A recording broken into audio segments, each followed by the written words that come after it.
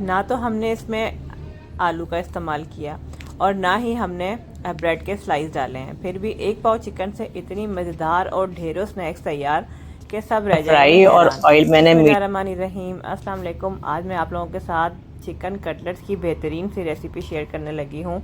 बहुत थोड़े से चिकन से हम ये ज़बरदस्त से स्नैक्स तैयार करेंगे। रेसिपी को एंड तक देखिएगा ताकि कोई भी स्टेप आप लोगों से मिस ना हो जाए। चलें अपनी मज़ेदार सी रेसिपी को स्टार्ट करते हैं। तो इस मज़ेदार सी रेसिपी को बनाने के लिए यहाँ पे मैंने एक पैन लिया है और पैन के अंदर मैं ऐड करूँगी 3 टेबलस्पून ऑयल के। अच्छा, अगर आप चाहें तो ऑयल की जगह बटर या घी का भी इस्तेमाल कर सकते हैं।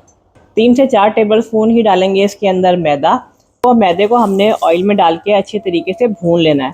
अच्छा, मैदे को भूनना इसलिए ज़रूरी है, मैदे का हमने कच्चापन ख़त्म करना है, वरना हम जो भी चीज़ बनाएंगे उसमें से कच्चापन सा आएगा। तो मैदे को मैं अच्छे तरीके से भून लेती हूँ।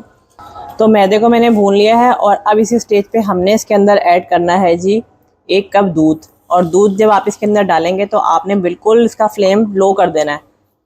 थोड़ा सा इसको अब मिक्स करते हैं। साथ ही हमने इसके अंदर डालने हैं जी कुछ स्पाइसेस। उसमें मैं लूँगी 1/2 टीस्पून जो है लहसुन पाउडर।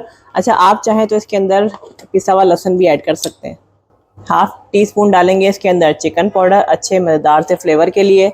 पिसी हुई काली मिर्च भी जाएगी इसके अंदर 1/2 टीस्पून।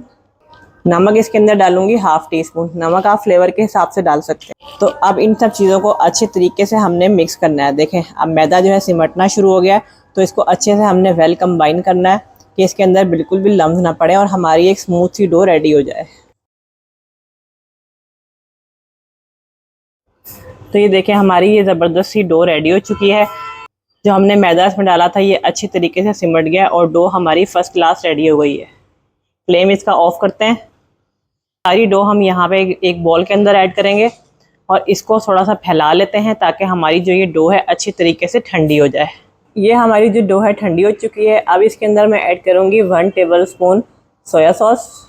1 टेबलस्पून ही डालेंगे हम इसके अंदर चिली सॉस, इस रेसिपी को मज़ेदार और चटपटा बनाने के लिए। यहाँ पे डालेंगे अब बॉयल और श्रेड किया हुआ चिकन। अच्छा, चिकन जो है ये तकरीबन अगर वज़न में देखा जाए तो ये 300 ग्राम चिकन है और इसको मैंने थोड़ा सा नमक डाल के बॉयल करके अच्छे तरीके से श्रेड कर लिया है। इसके अंदर डालेंगे जी नूडल्स। ये जो रेगुलर जो नूडल्स होते हैं, इंस्टेंट नूडल्स हैं, तो इसको मैंने थोड़े से पानी के साथ बॉयल कर लिया था। अब बॉयल करके ये इसके अंदर डाल देंगे और ये भी आपके ठंडे होने चाहिए। अगर गरम गरम डालेंगे तो ये रेसिपी ख़राब हो जाएगी। और जो ये नूडल्स हैं ये मैंने लिए हैं जी 2 पैकेट। और जो इसका ये टेस्ट मेकर है इसको भी हम इसी के अंदर इस्तेमाल करेंगे। इससे बड़ा अच्छा सा फ्लेवर आएगा हमारे कबाब के अंदर। मुट्ठी भर डालेंगे इसके अंदर हरा धनिया और इसके अंदर जाएगी 1 अदद बारीक चॉप की हुई हरी मिर्च। इन सारी चीज़ों को अच्छे तरीके से मिक्स करते हैं। बहुत ही मज़ेदार और ज़बरदस्त से हमारे ये कटलेट्स बनेंगे। अच्छा, इसको आप बच्चों के लंच बॉक्स के लिए बना सकते हैं। इसको बना के आप स्टोर कर सकते हैं। और आगे आ रहे हैं जी रमज़ान, तो रमज़ान के लिए तो ये बेस्ट रेसिपी है अफ्तारी के लिए। आप इस रेसिपी को अभी से जो है सेव करके रख लें ताकि आगे रमज़ान में आपके बहुत काम आए। तो ये सारी चीज़ें अच्छे से मिक्स करने के बाद हाथों को हमने हल्का सा ग्रीस करना है, क्योंकि ये जो हमारा ये मिक्सचर है ये थोड़ा सा होता है स्टिकी, ये हाथों पे चिपकता है।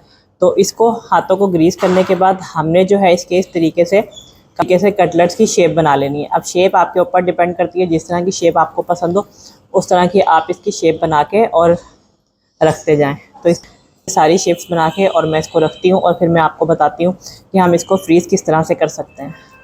अब इसकी कोटिंग के लिए यहाँ पे मैंने लिया है जी अंडा। अंडे को अच्छी तरीके से फेंट लेंगे और यहाँ पे है मेरे पास ये ब्रेड क्रम्ब। अब हम अपने इन कटलेट्स को उठा के इस पर रखेंगे। अच्छे तरीके से इसको अंडे में कोट करना है। अंडे में कोट करने के बाद यहाँ से इसको उठाते हैं और इसको रखेंगे जी ब्रेड क्रम्ब के ऊपर। अच्छे से ब्रेड क्रम्ब इस पर कोट करें और इसको उठाएंगे और यहाँ पे रखते हैं। इसी तरीके से मैं ये सारे बना लेती हूँ। अब ये जो है हमारे मज़ेदार से ये कटलेट्स रेडी हो चुके हैं। इसको आप जो है फ्रीज़र में रखें और 1 हफ़्ता आराम से आप इसको स्टोर कर सकते हैं फ्रीज़र में। चलें जी, अब इसको हम करते हैं फ्राई। और ऑयल मैंने मीडियम हीट ऑयल रखा हुआ था। ऑयल के अंदर इस कटलेट्स को डालते हैं और इनको हम फ्राई करते हैं। तो बस जी इसको उलट पुलट करके हम फ्राई करेंगे। ये देखें, एक तरह से इसमें अच्छा सा कलर आ गया है, तो इसकी जो है मैंने साइड टर्न कर दी है। आप लोग अगर चाहें तो इसके अंदर चीज़ का भी इस्तेमाल कर सकते हैं, लेकिन मैंने इसके अंदर चीज़ क्रीम कुछ भी ऐड नहीं करी है। इसके बगैर भी हमारे जो ये कटलेट्स हैं बहुत ही मज़े के बनेंगे। ये हमारे मज़ेदार से ये कटलेट्स रेडी हो चुके हैं। जो ये मैंने पहले डाले थे, इसको जो है मैं अब निकाल लेती हूँ। देखिए कितना अच्छा सा इस पर कलर आया और बहुत ही मज़े के हमारे ये बने हैं। बहुत ही मज़ेदार और क्रिस्पी से हमारे ये स्नैक्स बन के रेडी हो चुके हैं। ये देखें इतने मज़ेदार हैं। जब आप ये घर पे बनाएंगे और बच्चों को लंच बॉक्स में देंगी ना, तो बस आपके बच्चे तो आपके फ़ैन हो जाएंगे।